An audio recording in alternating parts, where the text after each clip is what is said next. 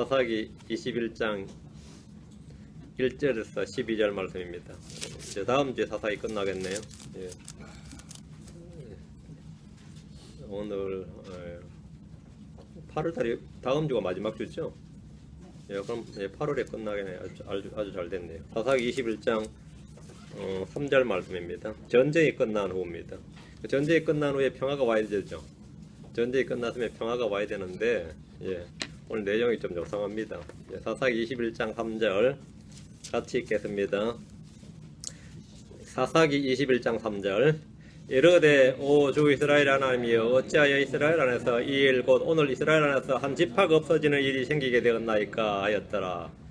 오 주 이스라엘 하나님이 하면서 주님께 어찌하여 그러죠. 이제 흔히 이제 성도들이 주님 앞에서 기도하는 기도 중에 하나가, 예, 주님께 원인과 책임을 돌릴 때가 있습니다. 그때마다 이제 어찌하여 주께서 그러죠.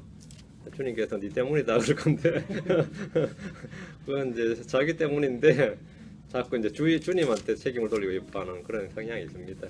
이제 잠깐 기도하겠습니다. 주 하나님 감사합니다. 주님께서 함께 도우시고 긍휼을 허락해 주셔서 오늘도 주의 말씀을 풍성하게 쏟아부어 주실 간구합니다.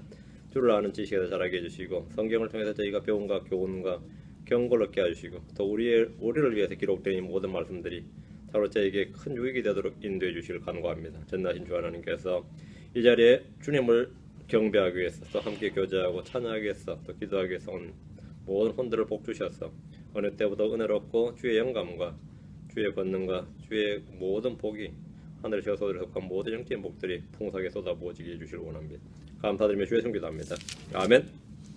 예, 이제 이스라엘의 내전은 베냐민의 멸망으로 끝이 났습니다. 어쨌든 4개월간의 전쟁인데 끝이 났어요. 형제들 간의 싸움은 누가 이겨도 승리의 기쁨이나 즐거움이 없습니다. 베냐민이 이기든 이스라엘의 연합군이 이기든 전쟁의 결과는 슬픔과 비통함이 전부였습니다. 형제들 간에 싸울 때 승리의 기쁨과 즐거움은 온전히 마이가 차지합니다. 형제들 중에 누가 이겨도 승리자는 마이가 될 것이 뻔합니다. 모세는 형제들이 시비를 걸 때 그들과 맞서 싸우지 않았습니다. 기드온의 에브라임이 시비를 걸었을 때 자기를 낮추고 그를 높였습니다. 다윗은 사울이 자신을 치리하자 도망을 쳤고 원수 갚을 기회가 몇 번이나 주어졌지만 원수 갚지 않았습니다. 아들 압살롬이 대적해서 일어나자 또 도망을 갔습니다. 삼손은 형제들이 자기를 잡으러 왔을 때 그냥 몸을 내맡겼습니다. 예수님은 자기 백성 자기 형제들 앞에서 털 깎는 자 앞에서 잠잠한 어린 양과 같았습니다. 기브아 사건에서 이스라엘과 베냐민은 서로에게 칼을 들이야 했습니다. 이건 전례가 있습니다. 입다라는 혁혁한 입다라는 사사가 이미 시민전쟁, 내전을 한번 일으킨 경력이 있습니다. 이건 이 입다하고는 차원이 다른 완전 전면전이었죠. 성경 말하기를 갈라디아서 5장 15절에 그러나 만일 너희가 서로 물고 삼킬진데 너희가 서로에게 소멸되지 않도록 조심하라. 너희가 서로 물고 삼킬진데 너희가 서로에게 소멸되지 않도록 주의하라, 조심하라. 서로에게. 아주 이거 중요한 이야기입니다. 형제들 간의 다툼과 분쟁과 분열은 육신적인 일입니다. 이스라엘은 2번의 전투에서 패했지만 결국 3번째 전투에서 완벽하게 승리를 거두었습니다. 베냐민은 앞서 2번의 전투에서 이겼지만 전쟁에서는 완전히 졌습니다. 이 패전의 결과는 지파의 멸망과 민족의 멸족이라는 엄청난 위기를 맞았습니다. 이들은 왜 싸운 겁니까? 왜 싸웠어요? 죄와 죄의 정욕, 지체 속에서 싸우는 육신의 정욕 때문에 싸운 겁니다. 야고보 4장 1절에 너희 가운데서 전쟁과 싸움이 어디로부터 나느냐? 너희 지체 속에서 싸우는 너희의 정욕들로부터 나지 아니하느냐? 우리 속에 있는 정욕들로부터 싸움이 난다는 겁니다. 모든 싸움, 모든 전쟁의 원인은 여기에 있습니다. 그러니까 이제 싸울 때 명분이 하나 주어지면 한판 싸우고 만다. 이제 그 한판 이번 일은 내가 싸우고 만다. 이 전쟁과 싸움이 어디서 나느냐 하면 우리 속에서 싸우는 우리 자신의 정욕들로부터 난다는 겁니다. 그래서 더러워서 못해 먹겠다 그래서 싸우자. 목사들끼리도 그래요. 더러워서 못해 먹겠다 그래. 한판 싸우자 뭐 이러다는 거거든요. 이스라엘은 전쟁을 하기 전에 주의 집에 모이긴 했지만 죽게 묻지 않았습니다. 주의 집에 지금 미스바로 다 모였죠. 다 모이긴 했는데 죽게 묻질 않았습니다. 주님 앞에 기도하지 않았고 주님으로부터는 조언을 구하지 않았습니다. 단지 주의 집에 함께 모여서 주의 집에서 서로 어떻게 해야 될지 자신들끼리 의견을 주고받았고 자기들끼리 모든 결정을 다 했습니다. 전쟁이 끝난 후에도 그들은 주의 집에 모였지만 주께 묻기 위해서나 뭐 주께 경배드리기 위해서 주의 집에 모인 것이 아니라 자기들끼리 의논하고 결정하기 위해서 모인 겁니다. 그들이 주께 한 일은 자신들의 결정을 주께서 승인해 주시고 복 주시고 형통하게 해 주시기를 바라는 것이 전부였습니다. 장소가 좀 신성한 곳에서 결정해야 권위가 덜잖아요, 그죠? 그래서 주의 집에서 모인 겁니다. 주의 집에서 뭐 다른 이유가 있는 게 아니에요. 역사적으로 이스라엘 12지파는 하나됨의 역사가 아니라 분열의 역사였습니다. 구약을 읽어본 성도들이라면 그들이 하나된 적이 없다는 사실을 쉽게 알 수 있습니다. 12지파는 모두 이스라엘의 연방국가의 일원이었지만 각자 자기들의 이익을 추구했습니다. 솔로몬 이후에는 남북왕국으로 완전히 갈라져 버렸고 서로 전쟁을 삼았습니다. 그럼 교회는 어떻습니까? 크리스천들은 어때요? 교회 분열이 너무 심해서 그 종파가 혀를 쏟을 정도입니다. 그 교회 초신자들이 묻는 첫 번째 질문 중에 하나가 뭐 여러 가지 질문이겠지만 교회는 왜 이렇게 종파가 많아요? 그게 아주 단골 질문 중에 하나입니다. 교회는 왜 이렇게 종파가 많으냐요? 예수님께서 죽으신 것은 하나님의 자녀들을 하나가 되게 하려 하심입니다. 요한복음 1장 52절에 그분께서 그 민족만을 위해 죽지 아니하고 널리 흩어진 하나님의 자녀들을 함께 모아 하나가 되게 하려고 죽으실 것을 대언하였더라. 하나가 되게 하려고. 주님의 죽으심의 목적 중에 하나가 뭐죠? 하나가 되게 하려고. 하나가 되게 하려고. 주님의 죽으심, 예수 그리스도 이름, 예수 그리스도라는 이 깃발 아래서는 모두가 하나가 될 수 있어요. 영혼함이 하나가 되는 정도가 아니고 좌익과 우익이 하나가 될 수 있습니다. 아프리카와 유럽이 하나가 될 수 있고 무슬림과 유대교가 하나가 될 수 있습니다. 예수 그리스도 안에서는 그래요. 예수 그리스도 안에서는 반상의 구분이 없고 남녀의 구분이 없고 인종과 언어의 구분이 없다. 예수 그리스도 안에서는 전부 다 뭐가 되죠? 하나가 될 수 있습니다. 예수 그리스도 안에서는. 예수 그리스도 안에서는.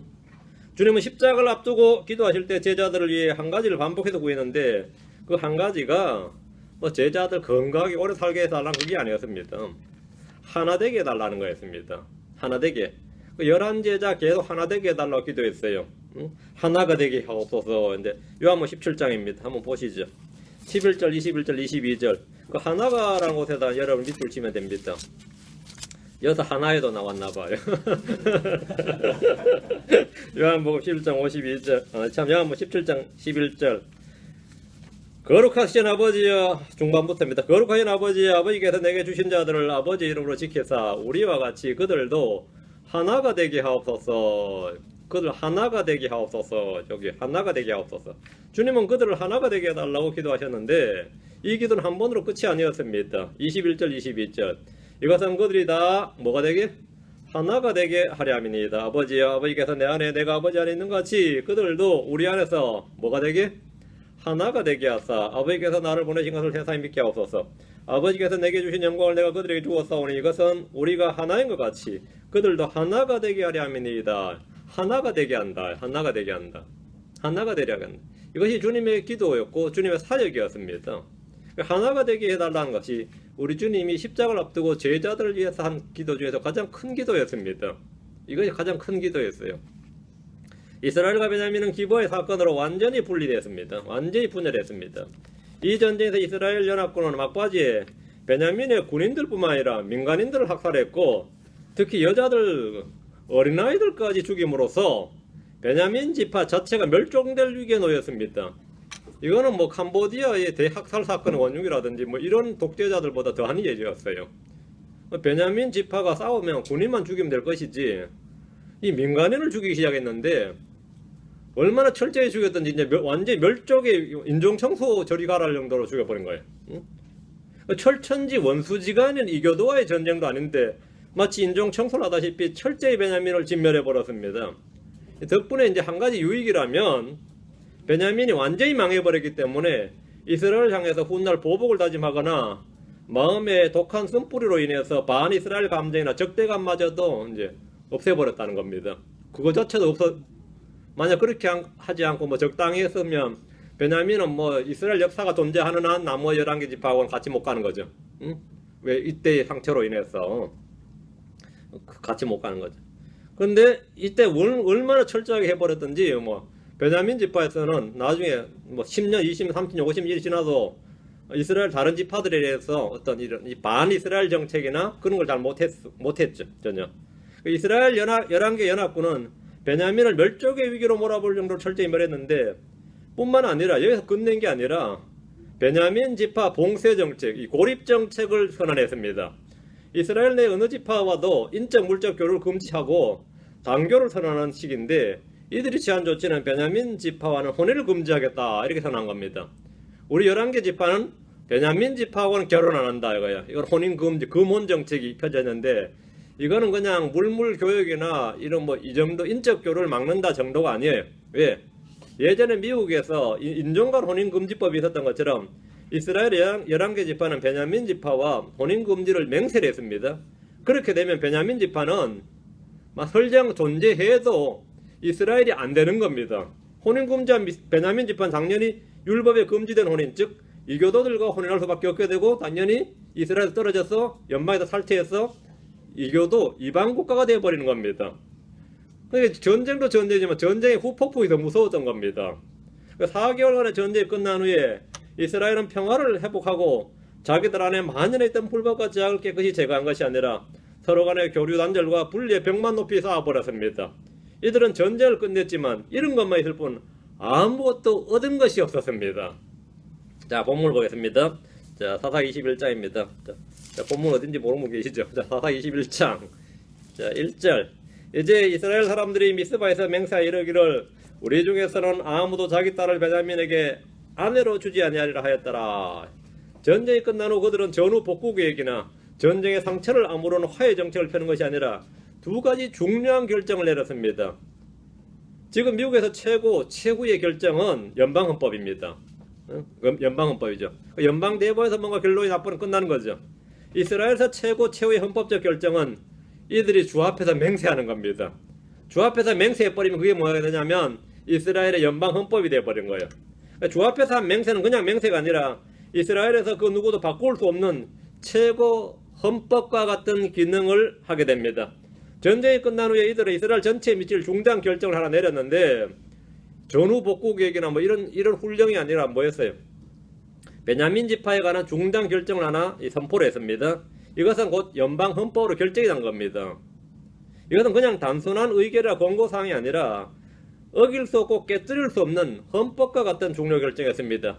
이 전쟁으로 말미암아 이스라엘은 누구도 베냐민 지파와 사돈관계를 맺을 수 없다. 혼인을 할 수 없다. 베냐민 지파 혼인한 것은 금지된다. 이렇게 이스라엘 11개 지파가 이제 맹세를 했어요. 이 맹세가 곧 뭐냐면 이스라엘 최고 의결 사항이 된 거죠. 이게 바로 미국을 치면 연방헌법, 연방대법원의 이제 결론이 난 겁니다. 이스라엘 입다처럼 경솔한 서운을 행하고 말았습니다. 그들은 미스바에서 주께 무엇을 행할지 물은 것이 아니라 자기들이 행할 일을 맹세로 선포를 한 겁니다. 우리 중에 아무도 자기 딸을 베냐민에게 아내로 주지 아니하리라. 그들은 하나님 앞에서 하나님 뜻과 계획은 전혀 생각하거나 고려하지 않고 묻지도 않는 채 자신들의 결정을 선포했고 맹세로 확정을 했습니다. 흔히 사람들이 이것을 뭐라 그러냐 하면 자기들이 이렇게 결정을 내놓고 뭐라 그래요? 신앙적 결단이라 그래요. 이런 걸 신앙의 결단이라 그래요. 뭐 구국의 결단이라 하더니 뭐 신앙의 결단이라 그럽니다. 그렇지만 주의 말씀 없이 행한 이런 결단은 헛된 맹세로 자기 혼을 묶어버립니다. 성경 말하기를 민수기 30장 12절에 30장 2절에 민수기 3장 2절에 사람이 주께 서원하거나 자기 혼을 속박하기로 서약함으로 맹세하거든 그는 자기 말을 깨지 말고 자기 입에서 나오는 모든 것에 따라 행할지니라 했습니다. 이스라엘 연합군은 이 말씀에 매여버렸습니다. 또 말씀하시기를 전도서 5장 4절 5절에 내가 하나님께 서원하거든 그것을 갚는 일을 미루지 말라. 그분께서 어리석은 자들을 기뻐하지 아니하시나니 내가 서원한 것을 갚을지어다. 내가 서원하고 갚지 않는 것보다 서원하지 않는 것이 더 나으니라 했습니다. 맹세의 서원은 입에서 나간 순간 효력을 발휘합니다. 이스라엘 연합지파는 베냐민과의 완전한 단교를 선언해버렸던 겁니다. 이스라엘은 베냐민과의 전쟁으로 그냥 베냐민을 응징하고 복수하고 뭐 처벌했다, 징계했다라고 끝이 난 것이 아니라 전쟁 후에 단교를 통해서 이스라엘 내에서 축출해버리는 그런 결론을 내버렸습니다. 근데 그거는 해서는 안 되는 일이죠. 그래서 그들을 더욱더 고립해버리겠다는 보복의 연속성을 선언했습니다. 2절입니다. 21장 2절. 백성이 하나님의 집에 이르러 거기서 저녁 때까지 하나님 앞에 머무르며 소리를 높여 심히 슬프게 울고는 전쟁에서 승리한 기쁨이나 즐거움 어디에도 없습니다. 형제와의 다툼과 분쟁과 분열은 항상 이러합니다. 저는 30년간 신앙생활에서 이런 일을 무수히 보았고 저 자신도 이 철저하게 절실히 체험해 봤습니다. 이스라엘은 하나님의 집에 이르러 하나님 앞에서 소리를 높여 심히 슬프게 울었습니다. 이 전쟁으로 이스라엘은 4만 명이 넘게 죽었습니다. 베냐민은 거의 멸족 수준의 죽음을 당했습니다. 600명 남겨놓고 다 죽었죠. 이 전쟁은 둘 다 패배자였습니다. 하나님의 뜻을 벗어난 일을 해들 때 그것을 깨달아도 돌이킬 수 없는 일이 있습니다. 에서는 장자권을 잃어버렸고 그리고 비통하게 울었지만 그것을 돌이킬 수가 없었습니다. 가룟 유다는 주님을 배반하고 후회했지만 그것을 돌이킬 수 없었습니다. 다윗은 인구적 살을 한 후에 마음이 찔렸지만 그것을 돌이킬 방법이 없었습니다. 입다는 주 앞에서 자신이 한 서원으로 인해 슬피 울어야 했습니다. 사울은 자신이 맹세로 한 서원으로 인해서 아들 요나단을 죽여야만 했습니다. 전쟁에 나간 사울은 이런 맹세를 했습니다. 사무엘상 14장 39절에 이스라엘을 구원하시는 주께서 살아계심을 두고 맹세하노니 그 죄가 내 아들 요나단에게 있다 할지라도 그가 반드시 죽으리라 하되 온 백성 가운데 그에게 대답한 자가 하나도 없더라. 백성들이 아무도 동의 안 한 거예요. 왕이 이렇게 선포하는데 근데도 불구하고 이 하필이면 이 문제가 터진 거죠. 사울왕이 이런 맹세를 했는데 하필이면 아들 요나단이 이 맹세에 걸려들었습니다. 그래서 사울이 응답하되 요나단아 하나님께서 벌을 내리시고 더 내리시길 원하노니 내가 반드시 죽으리라 하며 그 이 맹세로 하는 것이 어떤 것이라는 걸 알겠죠? 연방헌법이에요. 최후의 결정이란 말이죠. 사울왕은 맹세대로 아들 요나단을 죽이려고 했습니다. 경솔한 소원과 맹세가 불러오는 비극입니다. 이스라엘 역시 경솔하게 맹세한 후에 주의 집에 이르러서 저녁 때까지 소리를 높여 심히 슬피 울었는데 이것은 하나님의 뜻대로 한 슬픔이 아니라 세상의 슬픔입니다. 고린도서 7장 10절에 나오는 그거예요. 하나님의 뜻대로 하는 근심은 해결을 이루어 다시 돌이킬 수 없는 구원을 이루게 하거니와 세상의 근심은 사망을 이루느니라. 이것은 사망을 이루었다 이거죠. 성도들이 하나님 앞에서 흘리는 많은 눈물이 사실 세상의 근심, 세상의 슬픔입니다. 이스라엘은 승리를 전혀 기뻐할 수가 없었고 자신들이 한 경솔한 맹세로 인해 소리 높여 심히 슬프게 울었습니다. 3절입니다. 이르되 오 주 이스라엘 하나님이여 어찌하여 이스라엘 안에서 이 일 곧 오늘 이스라엘 안에서 한 지파가 없어지는 일이 생기게 되었나이까 하였더라. 이스라엘은 자신들의 잘못을 고백하고 회개하는 대신에 어찌 이런 비극이 이런 끔찍한 비극이 이스라엘 내에서 발생할 수 있었을까? 이런 일이 발생한 것이 무엇 때문인지 주님께 도리어 물었습니다. 오 주 이스라엘 하나님이여 어찌하여 이 말은 대부분의 성도들이 주님 앞에서 흔히 드리는 기도입니다. 성도들이 실패를 맛볼 때 자신이 원하던 결과를 얻지 못했을 때 좌절할 때 불평과 원망을 얻어낼 때 주님께 원인을 올리면서 자주 하는 기도가 이런 종류입니다. 주여 어찌하여 내게 이런 일이 주여 어찌하여 우리 교회 이런 일이 주여 어찌하여 주여 어찌하여 이거는 여러분도 많이 해보셔야 겁니다. 어찌하여 이스라엘 안에서 한 지파가 없어지는 일이 생기게 되었습니까? 그들 안에 있던 만연한 죄 때문입니다. 물을 필요가 없는 거죠. 죄 때문이에요. 그들이 행한 죄와 불법 때문에 그들이 멸망하게 된 것이고 베냐민이 이 날처럼 끊어지게 된 겁니다. 죄의 삭은 사망이며 죄로 인해 이 모든 일이 발생했습니다. 음행과 무지한 피를 흘림으로써 그들은 합당한 형벌과 정죄를 받은 겁니다. 전쟁과 기근과 역병은 이 땅에서 사람들이 행한 불법과 죄악에 대한 주님의 징계고 심판입니다. 어찌하여 이스라엘에서 한 지파가 없어지는 일이 생겼습니까? 그들이 주를 아는 지식과 율법을 아는 지식이 없었기 때문입니다. 성경은 말씀하시기를 예레미야 4장 22절에 내 백성이 어리석어 나를 알지 못하였나니 그들은 미련한 자녀들이요 지각이 없는 자들이로다. 그들이 악을 행하는 데는 지혜로우나 선을 행하는 데는 지식이 없도다 라고 한 그대로 그들은 주님을 알지 못했고 악을 행하는 데는 지혜로우나 선을 행하는 데는 지식이 없었습니다. 그들은 주의 뜻을 행하는 데는 아무것도 몰랐지만 뭐든지 자기 눈에 오른 대로 행하는 데는 아주 익숙했습니다. 주님 호세아를 통해서 내 백성이 지식이 부족함으로 망하는도다 라고 하셨습니다. 이들이 이런 슬픔을 당하는 것은 그들이 주를 아는 지식과 진리의 지식이 없었기 때문입니다. 다른 이유가 없어요. 이게 이유입니다. 어찌하여? 어찌하여란 질문에는 그 답이 다 성경에 있습니다. 내가 어찌하여 하고 물으면 주님께서 성경 속에 찾아보라 그러면 성경 속에 답은 성경 속에 있으니까 그 속에 답이 있다고요. 그들이 율법책에 기록된 대로 행하지 않았기 때문에 이렇게 멸망한 겁니다. 성경은 멸망하는 자들이 누구인지 분명히 기록하고 있습니다. 경건치 아니한 자들의 길은 망합니다. 범법자들은 함께 멸망하고 사악한 자들의 마지막은 끊어집니다. 주를 멀리한 자들은 망하고 주를 떠나 음행의 길을 가는 모든 자들은 주께서 멸하십니다. 불법을 행하는 모든 자들은 흥황할지라도 그들은 영원히 멸망합니다. 이스라엘은 주의 말씀에 따라 행하지 않았고 자신들의 눈에 옳은 대로 행했을 뿐입니다. 그래서 오늘 한 지파가 없어지는 일이 생기게 된 겁니다. 사람들은 자기가 원하는 결과를 얻지 못할 때 죄를 자백하고 회개하는데 도리어 그 순간에 주여 어찌하여 이런 일이 내게 생겼습니까? 뭐 이렇게 기도합니다. 이건 뭐 기도도 아니죠. 근데 아직 이걸 기도라고 합니다. 그들은 소리를 높여 심히 슬프게 울긴 했지만 자신들의 죄를 시인하고 회개하며 용서와 긍휼을 구할 줄은 몰랐습니다. 어찌하여 교회가 망하게 생겼습니까? 어찌하여 난 이렇게 되었습니까? 뭔가 다 하죠. 네 속에 있는 탐욕 때문이니라 주님께서 이렇게 말씀하시면 인정 안 하고 계속해서 난 어찌하여 이렇게 사기를 당했습니까? 어찌하여 나는 하는 일마다 망합니까? 나는 왜 그런가? 자기도 자기를 모른다 생각하죠. 모른다 생각, 사실은 생각해보면 다 압니다. 그 하나님께서 계속 모른다, 하나님께서 모른다 어찌하여 하면 주님께서 알게 해줘요. 그 알게 해주신다고. 뭐 자꾸 모른다 그러는데 그럼 알게 해주마죠. 왜 그러느냐? 주여 어찌하여 이런 일이 내게 생겼습니까? 우리 가족이 생겼습니까? 뭐 우리 교회 생겼습니까? 우리나라 생겼습니까? 왜 그런 것 같아요? 왜? 그들은 소리를 높여 심히 슬프게 울기는 했지만 자신들의 죄를 시인하고 회개하며 용서와 긍휼을 구할 줄은 몰랐습니다. 그들은 자신들이 쌓은 결과가 좋지 않다는 사실에 대해서 심히 슬프게 울었던 겁니다. 이것이 오늘날 대부분의 신자들이 주님 앞에서 흔히 하는 회개의 모습입니다. 이건 회개 아닙니다. 근데 이게 이제 그들이 소위 말해 회개하는 모습이 이거예요. 주여 어찌하여 하면서 막 우는 거죠. 그때 참 눈물 많이 흘렸습니다. 그러잖아요. 그때 눈물 참 많이 흘렸습니다. 그 눈물이 하나님 뜻대로는 슬픔과 구원에 이르는 회개해야 됩니다.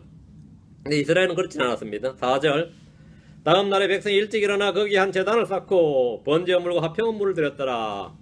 주의 전에 왔으니까 할 일을 해야죠. 이스라엘은 지금 주님의 집에 있습니다. 거기에는 이미 율법에 따라 만들어진 놋제단이 있습니다. 자기들이 제단 만들 필요 없어요. 지금 주님의 집에 있어. 지금 들판에 있는 것도 아니고 다른 땅에 있는 게 아닙니다. 그런데 얘들은 아침에 일어나서 하는 일이 제단 하나 만든 거예요. 따로 제단 하나 딱 만들어다가 거기다 번제물과 화평물을 드렸습니다. 율법에 이르기를 신명기 12장 27절에 너는 내 번제물 곧 고기와 피를 주 내 하나님의 제단 위에 드릴 것이요 내 희생물의 피는 주 내 하나님의 제단 위에 붓고 그 고기를 먹을지니라. 여러분 내 하나님의 제단 위에 그랬어요. 근데 얘들은 하나님의 제단이 아니라 자기들의 제단을 그냥 만드는 거예요.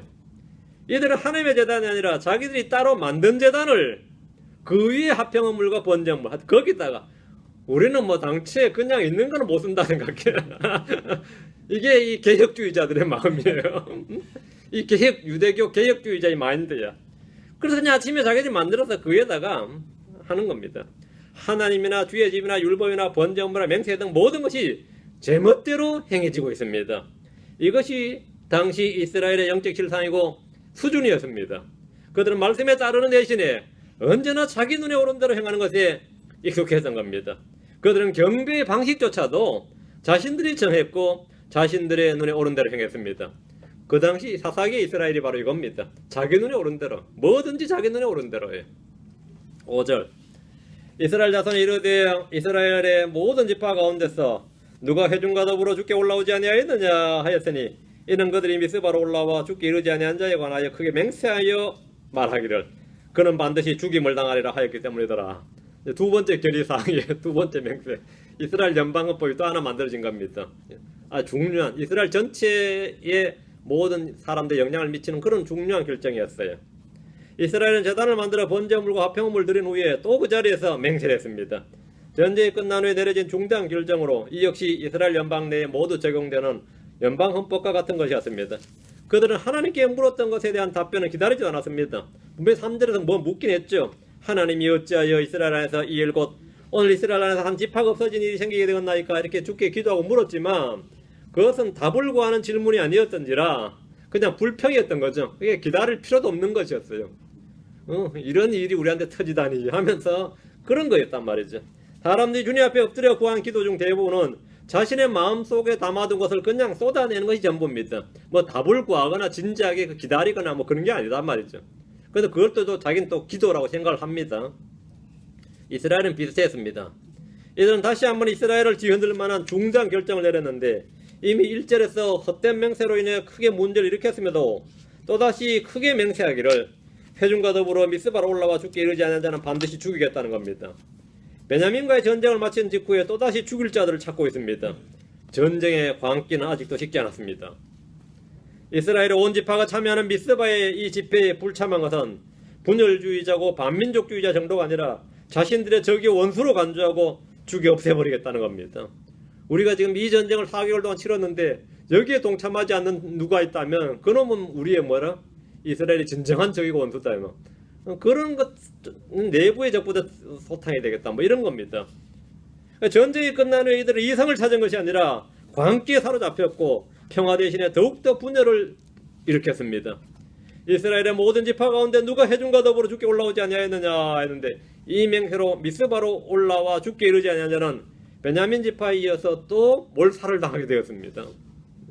이들이 주의 영광을 위해서 신앙의 회복을 위해서 이렇게 하는 것이 아니라 자신들과 함께하지 않는 자들, 이 일에 동참하지 않고 이 빠진 자들은 아예 죽여 없애버리겠다는 겁니다. 주의 집 하나님의 이름을 내세워서 자신들의 불법과 죄에 동참하지 않는 자들을 제거하겠다는 아주 무시무시한 발상이 아닐 수가 없습니다. 이것이 소위 종교를 이용한 전쟁의 실상입니다. 이게 이 종교를 빙자해서 항상 전쟁 일으킬 때 하는 게 이겁니다. 혀아래 새 것이 없어요. 6절입니다. 이스라엘 자손이 자기 형제 베냐민으로 인하여 뉘우침에 이르되, 뉘우침이 이게 리펜트입니다. 회개함에 이르되 이날 이스라엘에서 한 지파가 끊어졌도다. 이 뉘우침은 자신들의 죄와 불법에 대한 회개가 아니었습니다. 베냐민의 죄로 인해 회개한 것이 아니라 베냐민이 입은 큰 피로 인해서 회개했습니다. 그거는 뭔가 잘못됐다 이거죠. 그들은 자신들이 너무 심하게 이스라엘을 하루게 했고 경솔한 맹세를 했던 것으로 인해 베냐민 지파가 이스라엘에서 끊어진 결과를 초래한 것에 대해서 후회한 것이 전부입니다. 전쟁은 이겼지만 결과적으로 남은 것이 전혀 없었을 뿐 아니라 뭐 하나 좋은 결과가 없는 것에 대해서 후회한 것입니다. 전쟁의 결과로 인해 죄가 소멸되고 의가 굳게 선다든지 악이 제거되고 법이 바로 세워지는 등의 그런 일에 대해서는 전혀 관심조차도 없습니다. 이날 이스라엘 안에서 한 지파가 끊어졌도다. 이것이 그들이 후회한 이유, 그들이 회개한 유일한 이유입니다. 12지파의 이스라엘에서 한 지파가 없어진다는 것은 큰 손실입니다. 큰 손실이에요. 이것은 민족 구성이나 영토 보존이나 종교적인 면이나 모든 면에서 다 그러합니다. 베냐민은 전사들이 가장 많은 강력한 지파였는데 이런 지파가 내전으로 잃게 된 것에 대해서 내전으로 완전히 잃게 된 것에 대해서 그들은 슬픔과 후회가 넘쳐났습니다. 이후로 베냐민 역사적으로 계속해서 가장 작은 지파가 돼요. 나중에 사울이 왕 될 때도 그래요. 가장 미천한 가장 작은 지파라 그러죠. 실제로 가장 작은 지파가 된 거죠. 7절입니다. 우리가 어떻게 그 남은 자들에게 아내를 얻어주리요? 우리가 전에 주를 두고 맹세하여 우리 딸들을 그들에게 아내로 주지 아니하리라 하였도다. 아내로 주면 뭐가 되는 거죠? 불법이 되는 거죠. 자신의 맹세로 인해서. 이들은 베냐민을 치자고 함께 모여서 의논을 시작했듯이 이번에는 끊어지게 된 베냐민을 어떻게 하든지 살려보기 위해서 함께 의논을 시작했습니다. 그들이 주의 집에 모여 있지만 결코 주님께 묻지 않았습니다.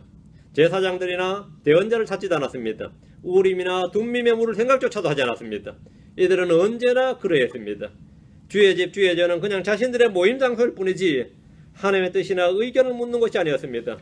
신정국가로서 주의 집에 모여 내린 결정은 그들의 결정에 대한 권위를 높이는 역할 외에 아무것도 없습니다. 정치 지도자들은 중요한 결정을 내릴 때마다 그 결정에 이 신적인 위엄과 권위와 계시를 부여하고 싶어합니다. 이스라엘은 이 일에 대해서 슬퍼하긴 했지만 주께 묻지도 않았고 답을 구하지도 않았습니다. 자기들끼리 의견을 내고 서로 간에 의논해서 문제를 해결해 보자는 겁니다. 주의 전에서 모든 일을 의논하고 결정하지만 그들의 생각 속에서 주님은 아예 존재하지도 않았습니다. 이것이 종교고 종교행위입니다. 그들이 전에 주를 두고 맹세했다는 것은 주님을 높이는 일이 아니라 그렇게 결정된 사항은 이스라엘 연방법으로서 최종적인 법적 지위와 효력을 갖는 결정이기 때문에 어떻게 돌이킬 수가 없다는 뜻입니다. 마치 미국 연방대법원이 동성애 합헌 결정을 내림으로써 미국 의회나 행정부나 국민들이 아무리 후회를 해도 이것을 다시 돌이킬 수 없게 된 것과 같습니다. 우리가 주를 두고 맹세했다는 말은 최종 결정이 내려진 사안이란 뜻입니다. 자, 그럼 여기서 어떻게 묘책이 없을까 이 말이에요. 8절 9절입니다. 또 그들이 이르되 이스라엘 지파들 중에서 어떤 자가 미스바로 올라와 죽게 이르지 아니하였느냐 하고 보니 야베스 길라앗에서는 한 사람도 진영에 이르러 집회에 참여하지 아니하였더라. 백성의 수를 세매 보라 거기에 야베스 길라앗 거주민 중에서 하나도 없었더라. 베냐민 지파의 보존과 회복에 대해서는 자신들이 한 맹세대로 뭐 어떻게 결론 내리지 못했는데, 이 두 번째 맹세에 대해서는 의논을 하면서 곧바로 뭐 할 수 있는 일이었죠. 바로 인구조사를 시작하고 이스라엘 지파들 중에서 미스바로 올라오지 않는 자들을 찾아낸 겁니다. 야베스 길라앗에서 한 사람도 진영에 이르러 집회에 참여하지 않았습니다. 이 요르단 동편에 있는 야베스 길라앗이 아주 독특하죠. 야베스 길라앗은 므낫세 지파로서 전통적으로 베냐민 지파의 가장 우호적이었는데, 이는 어머니가 라헬로서 베냐민과 직접적인 연관관계가 있었기 때문입니다. 므낫세 지파는 전쟁에 참여했는데 이 므낫세 지파 중에서 이 야베스 길라앗에 사는 이 지역 사람들은 하나도 없었습니다. 야베스 길라앗이 베냐민 지파를 멸한 이스라엘 연합군의 불만이나 반기를 들었다고 이 판단할 수 있는 그런 대목이었습니다. 전시 상황이 완전히 종료되지 않았던 터라 이것은 즉각적으로 이제 문제가 됐습니다. 야베스 길라앗 사람들이 여기에 참여 안 했다. 나중에 우리가 문제가 트러블 여지가 있다 이 말이죠. 10절입니다. 해중이 가장 용감한 사람 12,000명을 거기로 보내며 그들의 명령하여 이르되 가서 야베스 길라앗 거주민들과 부녀와 아이들을 칼날로 치라. 아주 끔찍한 명령이 지금 하달됐어요. 이스라엘 연합군은 즉각 12,000명의 정예군을 편성해서 야베스 길라앗으로 보냈습니다. 기브아를 친 것처럼 이번엔 야베스 길라앗을 치라는 것인데, 거주민들과 부녀와 아이들을 칼날로 치라는 명령을 내렸습니다. 내전은 아직 종료되지 않았던 겁니다. 이들은 자신들의 두 번째 맹세를 이행하겠다는 것이 전부입니다. 야베스 길라앗을 치는 유일한 전쟁 명분은 자기들이 한 맹세밖에 없었습니다. 이 지역이 뭐 불법이 있다든가, 뭐 동성애가 있다든가, 뭐 우상숭배가 있다든가, 뭐 적과 내통했다든가, 뭐 아무 뭐가 없어요. 딱 하나입니다. 이 자리에 오지 않았다요. 근데 우리는 맹세했다는 거예요. 이 자리에 오지 않아 우리 맹세했다 이거예요. 그래서 12,000명의 정예군을 제일 용감한 아주 가장 정예군을 편성해가지고 그리로 파송했어요. 10절입니다. 11절입니다. 너희가 행할 일은 이러하니 곧 너희는 모든 남자와 및 남자와 함께 놓은 모든 여자를 진멸할 것이니라 하였더라. 이번 전쟁은 전쟁이 아니라 자신들이 한 맹세대로 반드시 죽임을 당할 것이니라 이 말씀대로 그냥 죽이는 겁니다. 야베스 길라앗 사람들은 그냥 가만히 있다 죽는 거예요. 군대를 보내면서 너희는 모든 남자와 남자와 함께 놓은 모든 여자를 진멸하라고 명령을 줬습니다. 오늘날로 말하자면 내전이 끝난 후에 또 다른 도시를 정해서 일방적인 시민학살을 한 겁니다. 12절 히틀러보다 더 한 일이죠 지금 하는 짓이.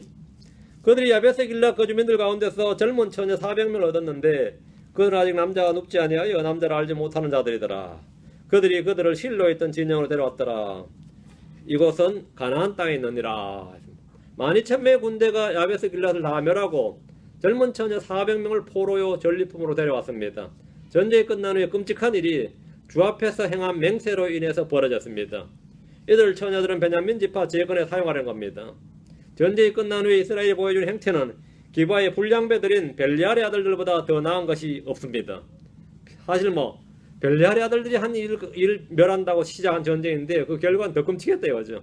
오히려 주의 이름으로 그들은 더 큰 폭력과 악을 행했습니다. 육신적인 크리스천들이 주의 이름으로 행하는 일들이 이와 같습니다. 종교의 이름으로 행하는 모든 일들이 이와 같아요. 그들은 불신자들이 행하는 음행과 폭력과 살인을 정죄하면서 주의 이름으로 더 큰 폭력과 살인을 행합니다. 우리는 거듭난 성도들로서 육신적인 상태로 머물러 있어서는 안 됩니다. 육신적인 상태로 머물러 있으면 무슨 짓을 할지 모릅니다. 사람들이 할 수 있는 일을 다 할 뿐만 아니라 거기보다 하나님의 뜻까지 합리화를 해가지고 더 큰 짓도 해요. 더 사악한 짓도 합니다. 일반인들도 상식적으로 할 수 없는 일을 이 종교인들은 합니다. 일반인들도 차마 인간으로 할 수 없다고 생각하는 그런 일을 본성에 보면 양심으로도 할 수 없는 일을 종교인들은 능히 해내요. 그럼 이게 얼마나 끔찍한 일인지 알겠죠? 우리는 영적인 성도들로 자라나야 되는 겁니다.